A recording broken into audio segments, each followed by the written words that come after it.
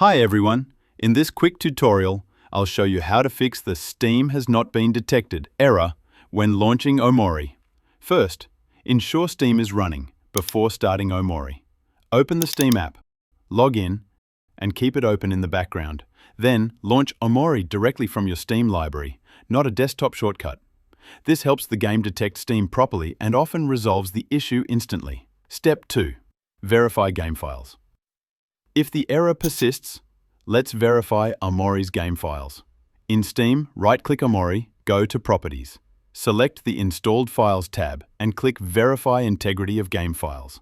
Wait for Steam to check and repair any corrupted files, then try launching the game again. Step 3. Run Steam as administrator. Still not working? Close Steam, then right-click the Steam shortcut and choose Run as Administrator. This gives Steam the necessary permissions to connect with OMORI. Once Steam's open, launch OMORI from the library and you should be good to go. That's it. These steps should fix the Steam has not been detected error. If you found this video helpful, please subscribe and hit the bell icon for more gaming tips. Thanks for watching.